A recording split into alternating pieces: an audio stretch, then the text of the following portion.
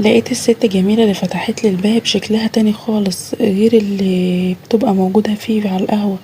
ولقيتها كده اخدتني من ايدي، انا ساعتها اتكسفت، قالت لي انت مكسوف ولا ايه؟ خدتني ودخلتني بتوريني الشقة اوضة اوضة وبتقولي دي اوضة النوم، دي اوضة كذا. شايفين الست اللي هي قاعدة هناك دي، اللي قاعدة على كاشير القهوة دي الست جميلة. الست جميلة كانت صاحبة قهوة، وقهوة كبيرة في منطقة شعبية، وكانت هي دايما المتحكمة في كل حاجة، وهي اللي بتقول وهي اللي بتسوي وهي اللي بتعمل. شايفين زي ما انتوا شايفين اهو، وهي اللي بتقولي يا حودة. صاحب الحكاية بيقول انا اسمي حودة، حودة ده اسم الشهرة، انا اسمي اصلا محمود. انا عمري تقريبا كده 17 سنة وداخل كده في ال18. كنت انا في الفترة دي في الاجازة، وانا المفروض ان انا ان شاء الله السنة الجاية هدخل تالتة ثانوي. انا كنت شاطر جدا في الدراسة، وانتوا اكيد عارفين وفاهمين الوضع، وفاهمين ان السنة دي بتحتاج فلوس كتيرة جدا، وكلنا فاهمين الوضع ده. وقتها يعني في الوقت ده ابويا كان على قد حاله، فاضطريت ان انا انزل وادور على اي شغلانة اشتغلها. قررت ان انا اشتغل في قهوة كده، قهوة بلدي في منطقة شعبية، علشان احاول ان انا اجمع لي قرشين ولا حاجة ينفعوني السنة الجاية علشان اعرف اشتري الكتب والحاجات اللازمة. انا كان عندي طموح جدا ان انا ابقى دكتور وادخل كلية الطب، لاني كنت شاطر ومتفوق اوي في دراستي. وكمان كنت عايزة افرح ابويا الراجل الغلبان، لانه كان كبير وما كانش يعني عنده صحة، صحته كانت على قده، وما كانش معاه فلوس، فكنت عايزة افرحه باي حاجة. انا ما كانش ليا اخوات غير اختي الصغيرة. ولما نزلت اشتغلت عند الست جميلة دي، كانت هي اللي دايما متحكمة في كل حاجة، تقولي يا واد يا حودة روح، يا واد يا حودة تعالى جيب اعمل سوي. انا كنت دايما بسمع كلامها، وكنت دايما بنظف المكان واعمل كل اللي هي تقولي عليه. كانت هي دايما بتنزل لي الساعة 10 الصبح، لكن انا كنت بصحى في عز الفجر وبنزل الساعة 6:30 علشان انضف القهوة وارتبها كده، واروق الكراسي واظبطها واشتغل فيها لغاية ما هي تيجي. الست جميلة كانت بتيجي علشان تشوف الايرادات وتاخد بالها من ادارة القهوة وكده، وتقعد على الكاشير. قصتي وحكايتي بدأت معاها لما الست جميلة قالت لي يلا العيد قرب، وهو بعد بكرة، كل سنة وانت طيب. والعيد كمان اهو داخل علينا، وانت عارف ان العيد ده عيد ضحية، اللي هو عيد الأضحى يعني. وطبعا انتوا عارفين ان عيد الضحية ده بيبقى فيه خير كتير قوي. فقالت لي انا عاوزاك تيجي بكرة بعد الصلاة ان شاء الله، بعد صلاة العيد، وتقعد معانا وتجهز معانا اللحمة اللي هنوزعها على الناس وكده. كانت اول مرة بصراحة الست جميلة تقولي تعالى عندي البيت. فلما طلبت مني كده قلت لها تمام وماشي. ولما جه يوم العيد بعد ما صليت طلعت عليها على طول، ما تأخرتش. وطبعا لقيت كل حاجة خلصت، يعني لقيتها قطعت اللحمة هي، وكان معاها واحد كده برضه صبي كان شغال معانا.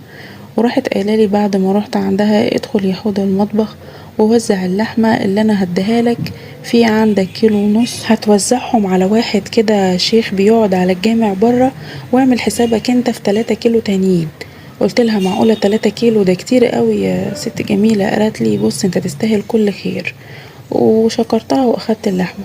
ولما دخلت عند الست جميلة في اليوم ده، بصراحة انا كنت مستغرب شكلها تماما. الست كانت متغيرة عن الشكل اللي كانت بتبقى موجودة بيه في القهوة خالص.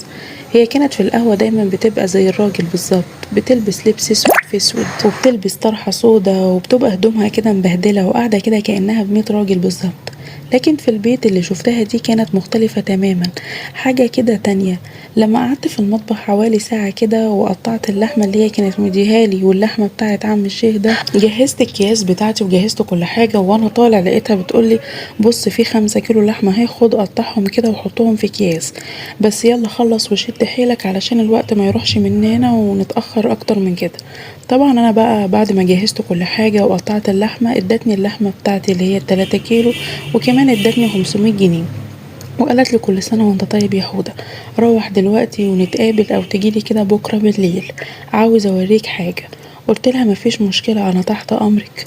قالت لي بس لما تجيلي الشقة بتعالى لي في الشقة اللي فوق، ما تجيش الشقة هنا. انا كنت مستغرب قوي لما قالت لي تعالى الشقة اللي فوق. قلت في سري طب وهي ليه عايزاني في الشقة اللي فوق؟ ده الشقة دي يعني، هي ست جميلة دي كان عندها بيت كده دورين، بيت كبير كده، الدور الاول كانت عايشة فيه هي وجوزها، جوزها ده كان راجل عجوز وعلى قد حاله تعبان يعني، وابنها وبنتها.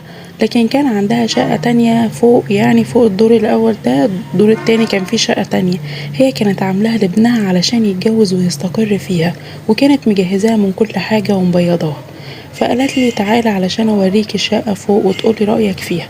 طبعا انا ما جدلتش معاها وقلت لها حاضر وسمعت الكلام، وكنت في نفس الوقت مستغرب برضو ان هي يعني معقولة هتاخد وجهة نظري فيها، هي ممكن تغير او تعدل حاجة. طبعا انا قلت مش في يعني ما كانش في دماغي وكده، لان انا كنت فرحان يعني باللحمه وبالفلوس اللي هي ادتها لي وكده. بعد ما خدت اللحمه وروحت عملت اللحمه، وكانوا اهلي فرحانين جدا باللحمه دي، واديت لابويا من ال500 جنيه اللي هي ادتهم لي اديته 300 جنيه، وقلت له كل سنه وانت طيب يابا. ورحت مدي لاختي كمان 50 جنيه، وطبعا انا مسكت في ايدي 150 جنيه. انا طبعا كنت بحلم بالمبلغ ده. المهم بعد ما اتغدينا نمت شوية كده على العصرية، ريحت شوية، وكان اليوم دوت اجازة بالنسبة لي من الشغل. وعلى صلاة العشاء كده بعد ما كل الناس يعني كانوا خلاص يعني بتقفل وكده، رحت متصل على الست جميلة وقلت لها ان انا جاي وكده وان انا عايزة اقابلك.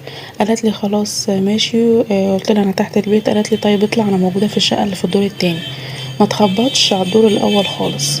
طبعا انا ما كنت برضو محتار، بس وانا طبعا طالع طبعا الكلام كان غريب بالنسبه لي.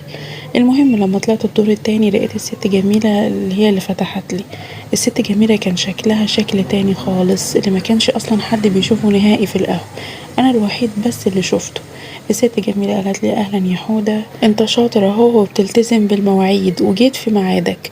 ولقيتها خدتني من ايدي، ولما خدتني من ايدي بصراحه انا ما اقولكوش انا اتكسفت قوي. فلقيتها بتقولي انت مالك انت مكسوف كده ليه، وخدتني ودخلتني علشان توريني الشقه اوضه اوضه. ودخلت بقى فرجتني وبتقولي دي اوضه النوم وده المطبخ ودي كذا ودي كذا، وقعدت تلففني في الشقه كلها لحد ما قعدت في اوضه الجلوس. ولقيتها عامله كده في اوضه الجلوس، عامله شويه حلويات، عامله كده حاجه حلوه كده هي زي كيكه كده بس كيكه طريه كده. قالت لي زي القشطوطة كده، قالت لي انا عاملاها لك بايديا مخصوص. طبعا الكلام كان بالنسبة لي غريب ومش سهل، ازاي يعني الصبي اللي شغال عندها في القهوة تخليه يشوفها بالوضع ده ويقعد معاها وكمان تعمله حلويات بايديها. كان الوضع غريب جدا بالنسبة لي، ولكن يعني انا كنت بقول عادي يمكن هي تكون بتعمل كده عادي. المهم بعد ما قعدنا وكلنا الحلويات يعني تقريبا كده بعد نص ساعة، قالت لي تعالى انا عايزة اوريك حاجة مهمة قوي في الأوضة دي. في اللحظة دي خدتني ودخلتني معاها أوضة النوم، لقيتها بتقولي اقعد على الكرسي واديني ظهرك. قعدت على الكرسي واديتها ظهري، وقالت لي بص انا هفاجئك بنفسي. ولقيتها كده في منظر غير اللي كنا متوقعينه، اكيد انتوا فاهمين عملت ايه يعني. قالت لي ايه رأيك، انت شايفني انا ست لكن للأسف انا عاملة في نفسي راجل، وزي ما انت شفت كده انا في القهوة راجل وكده، بس انا ليا طلبات وليا رغبات وانا عاوزاك تنفذ لي كل الطلبات والرغبات دي. في اللحظة دي انا ما كنتش عارف اتكلم ولا عارف اقول ايه، زي ما يكون كده اتلجمت.